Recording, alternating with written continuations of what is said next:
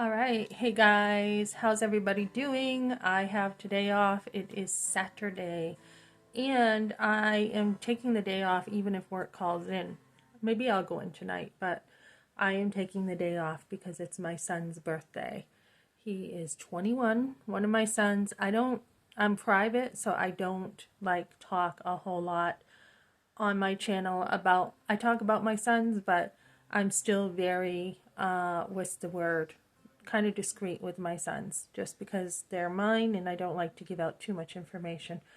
But yeah, 21 years ago, he was my second home birth, and we had three home births, and I had three home births, two hospital births, and um, I am a boy mom. Somebody called me that recently. I am like a total boy mom.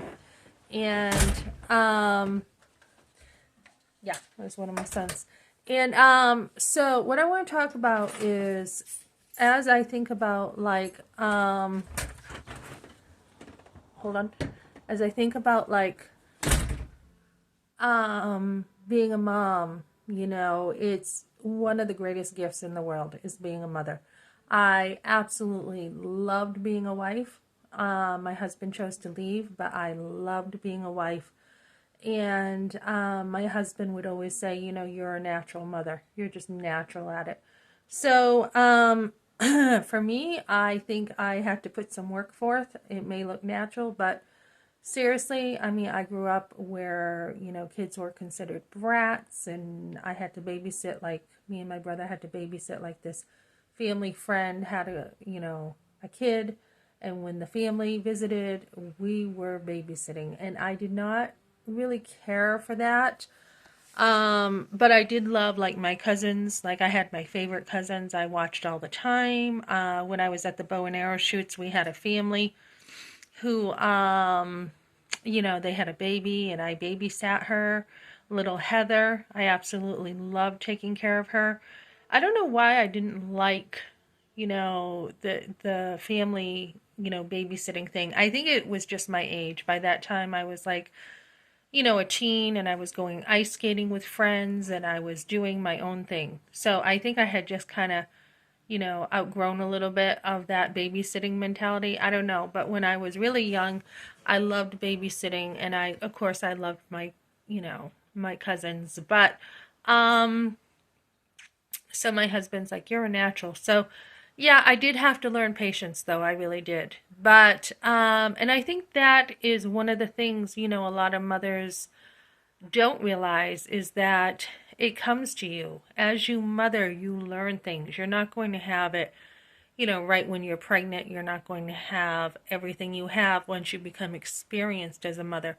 So now what I want to talk about is to think about, like, here's my son at 21, and I'm just watching Kamala Harris, the vice president, talk about how she wants babies killed. How this is the election. How we've said many times, oh, this is the election. This is the one that matters. And she's like, no, no, this is the election. And what they are running on, the Democratic Party, is mostly just killing babies, which is so evil. So evil. Whether you meant to kill a baby through an abortion or whether you did, the whole entire thing is just evil. So, I've been on both sides, as a teen. Didn't even know what an abortion was until I was pregnant. The word was introduced to me, abortion. Had no idea what it was, and then became a mother of five sons. So when when you reconcile, like, and come out of that denial, like, holy cow, it wasn't an abortion, it was a baby. My oldest would have been this age, so actually I am like a mother of six. That reality hits you hard later on if you don't deal with it. So to think of, Kamala, who's taking advantage of young girls, people who don't know better, uneducated families who just don't understand the repercussions of abortion. She is a vice president, and she is taking advantage of her position quite quite a bit. She is abusing that power as a vice president. She's saying she's standing for people who are suffering. She does not stand for the unborn. So I hope, if you think you would want to vote for that, I hope you don't, because do not be deceived. She is not standing for America. She's not. She's using the big words that sound smart, that sound like they mean something, and they really are a covering for evil. No, who's speaking for the unborn, right? I was listening to, who was it? Kristen Hawkins the other night. She does voice herself pretty loudly for the unborn, and I appreciate everything she does. We need Trump on board to be more pro-life than he recently has been, and we really need to stand for these babies who don't have a voice. They are harmless. You have people in power, the most powerful people like the vice president and the president, feeding off the little innocent babies. They are riding on the backs, so to say, of sweet little innocent babies that are totally innocent.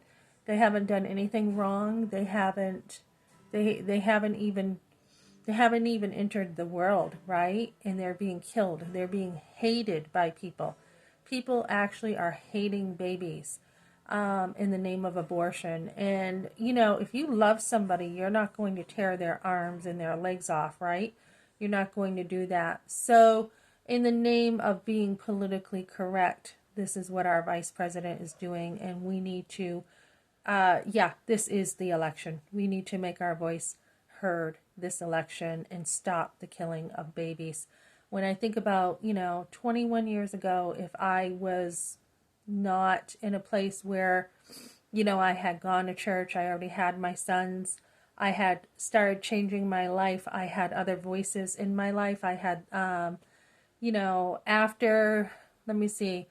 after I got married, the first voice that helped me, other than a book, was a pregnancy center, to be like, God forgives as far as the east to the west, and I took all the blame, but I did put that blame where it belonged later, and I had other voices. I had voices around me for mothering, and I had, a church shortly after around me.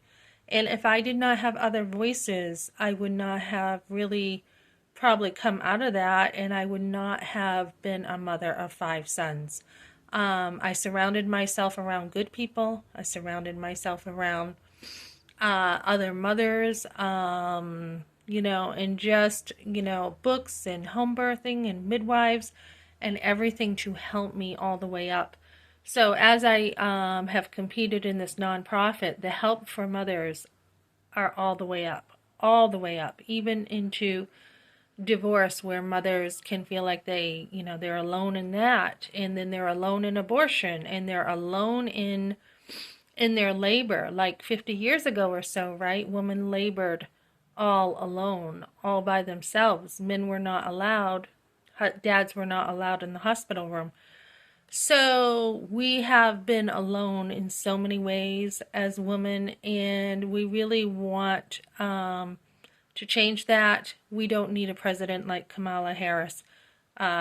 We don't need her when Biden dies.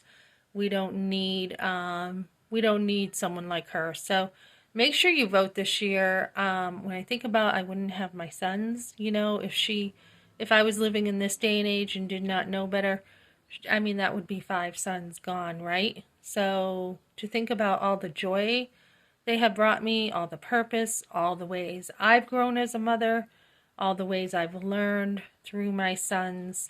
There's no higher call, ladies, than being a mother. So you want that in your life. You want to be a mother. You want to desire it. I just saw like a couple saying why we haven't had kids yet. You know what? Kids are not your pets. Kids are a total different ground, total different level. You want to build your family. You want to invest in future generations. I have, 70 years behind me.